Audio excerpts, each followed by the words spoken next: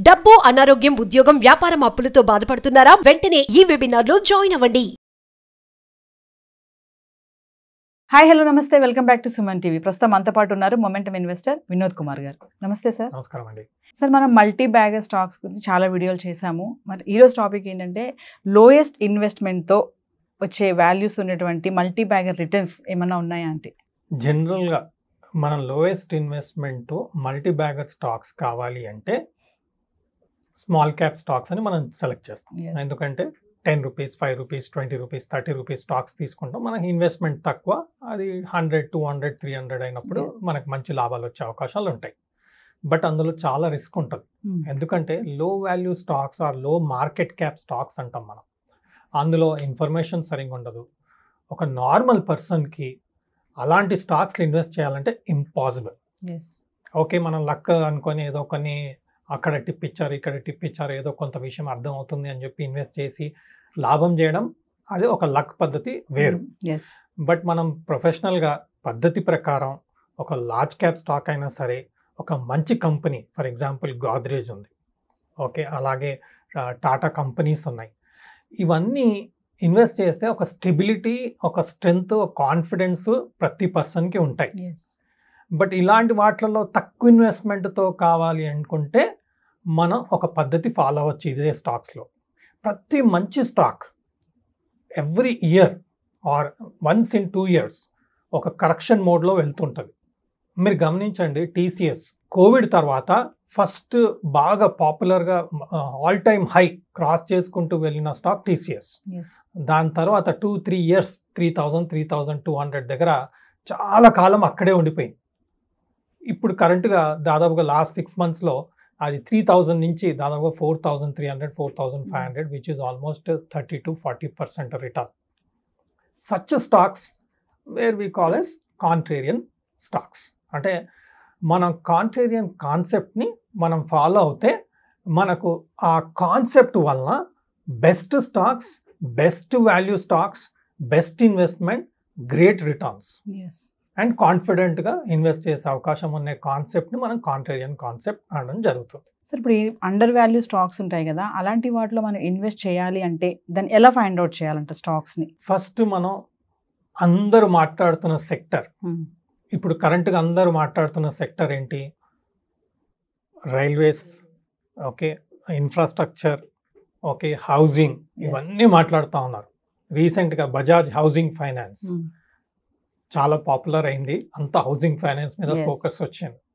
So ఇలాంటి సెక్టర్స్ని వదిలేయండి, ఎందుకంటే అవన్నీ చాలా పికప్ అవుతున్న స్టాక్స్, మంచి వాల్యుయేషన్కి వచ్చిన స్టాక్స్, అందులో కూడా మంచి వాల్యూ స్టాక్స్ దొరుకుతాయి. బట్ అందులో చాలా అండర్ వాల్యూడ్ ఉన్న స్టాక్ మనం ఐడెంటిఫై చేయాలి. రీసెంట్ పాస్ట్గా మనం ఇంద్రప్రస్థ స్టాక్ గురించి మనం డిస్కస్ చేయడం జరిగింది. ఒకటి చాలా అండర్ వాల్యూడ్ స్టాక్స్, అంటే మనం అందులో ఫాలో అయింది కాంట్రేరియన్ అప్రోచ్. కాంట్రేరియన్ అప్రోచ్ అంటే best company, best sector, best management, best business model, but under valued. అంటే పొటెన్షియల్ చాలా ఉంది, బట్ వాల్యుయేషన్ చాలా చీప్ ఉంది. ఇప్పుడు మనం గోల్డ్ కొనాలనుకుంటాం, పొటెన్షియల్ చాలా ఉంది, బట్ చాలా అందరూ పడిపోతుంది, ఇంకా దొరకదు, గోల్డ్ పెరుగుతుంది, ఎప్పటికీ పెరుగుతూనే ఉంటుంది. ఇప్పుడు మాత్రం ఎలాంటి సిచ్యువేషన్లో ఉందంటే ఇక పెరగదు ప్రపంచంలో, ఇంకా ఫ్యూచర్లో గోల్డ్ పెరగదు అనే టైంలోనే మనకు కరెక్ట్ వాల్యూలో దొరుకుతుంది. ఎందుకంటే అందరికి ఇంట్రెస్ట్ పోతుంది. ఇంట్రెస్ట్ పోయినప్పుడు ఒక అసెట్కి చాలా లో వాల్యూ ఉంటుంది. ఇది కామన్ మ్యాన్ ఐడెంటిఫై చేయడం చాలా సింపుల్ అండ్ చాలా ఈజీ, అంత టఫ్ ఏం కాదు. ఎందుకంటే అందులో మనం చేయాల్సింది ఒక్కటే, ఎవ్వరు మాట్లాడని సెక్టర్లో, ఎవ్వరు మాట్లాడని స్టాక్లో, మనకు అర్థమైన స్టాక్లో, అండ్ చాలా పడిపోయిన స్టాక్లో, బెస్ట్ వాల్యూ ఉన్న స్టాక్లో, అండ్ ఎక్కడ ఆ స్టాక్ గురించి డిస్కషన్ చేయరో అలాంటి స్టాక్లోనే పెట్టుబడి పెడితే మంచి రిటర్న్స్ వచ్చే అవకాశం ఉంటుంది. దాన్నే మనం కాంట్రేరియన్ అప్రోచ్ అంటాం.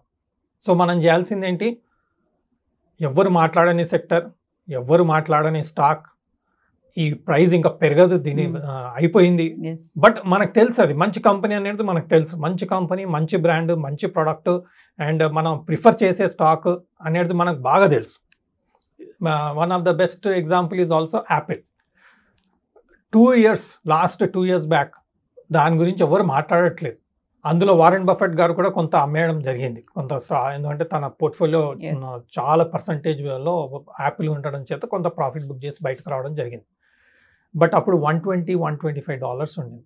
ఈరోజు $230-220 పెరిగింది, దాదాపుగా జస్ట్ 1 yearలో. So it's almost doubled.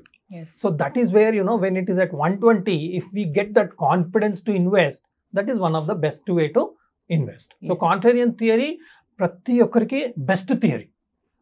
మనం రిస్క్ తీసుకోవద్దు, బట్ బెస్ట్ సెక్టర్లో ఉండాలి, లార్జ్ క్యాప్లో ఉండాలి, పర్ఫార్మింగ్ సెక్టర్లో ఉండాలి, పర్ఫార్మింగ్ కంపెనీలో ఉండాలి అనుకుంటే కాంట్రేరియన్ థియరీ అనేది వెరీ పాపులర్ థియరీ.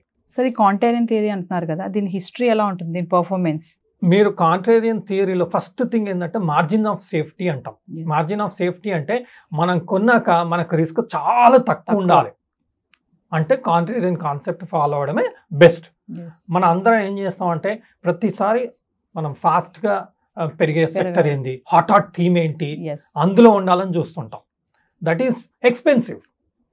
మీరు ఫర్ ఎగ్జాంపుల్ రియల్ ఎస్టేటే తీసుకోండి, మీకు హైదరాబాద్లో గచ్చిబౌలి కావాలి, మాదాపూర్ కావాలంటే expensive. But upcoming concept upcoming ఉండాలి. ఇప్పుడు 2 years బ్యాక్ ముచ్చెర్ల అక్కడంతా చూడండి, అలాంటి ఏరియాస్లో ఇప్పుడు పాపులారిటీ వచ్చింది.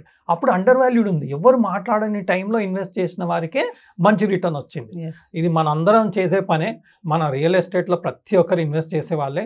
ఎలా ఇన్వెస్ట్ చేస్తారు, ఎక్కడో కార్నర్లు వెళ్ళేసి ఇక్కడ డెఫినెట్గా డెవలప్మెంట్ వచ్చే అవకాశం ఉంది అని ఒక జస్ట్ అండర్స్టాండింగ్తో వెళ్ళి మనం అక్కడ తక్కువ రేట్లో దొరికి ఎవ్వరు అడగని ప్రాపర్టీని కొంటాం. అదే కోట్లు అవుతున్నాయి. కాంట్రేరియన్ థియరీ అంటే సింపుల్ అలా. సో సక్సెస్ఫుల్ మ్యూచువల్ ఫండ్ ఉంది అంటే ఏం కన్సిడర్ చేస్తారు మీరు? మనం కాంట్రేరియన్ థియరీలో మనం ఎంత చెప్పినా రియల్ ఎస్టేట్ అంటే ప్రతి ఒక్కరికి అర్థమయ్యేది, స్టాక్స్ అంటే అందరికి అర్థం కాదు. Yes. బట్ అలాంటి థింకింగ్ ఉన్న కాన్సెప్ట్ ఉన్న మ్యూచువల్ ఫండ్లో మనం ఇన్వెస్ట్ చేసాం అనుకోండి, they will take care of investing in the contrarian concept companies. Yes. That is the best way. అంటే అవుట్ ఆఫ్ ఫేవర్ ఉన్న సెక్టర్, అవుట్ ఆఫ్ ఫేవర్ ఉన్న స్టాక్స్, బట్ మంచి థీమ్కి కాన్సెప్ట్ ఉన్న స్టాక్స్లో అండర్ వాల్యూడ్ స్టాక్స్ని సెలెక్ట్ చేసి invest చేయడం.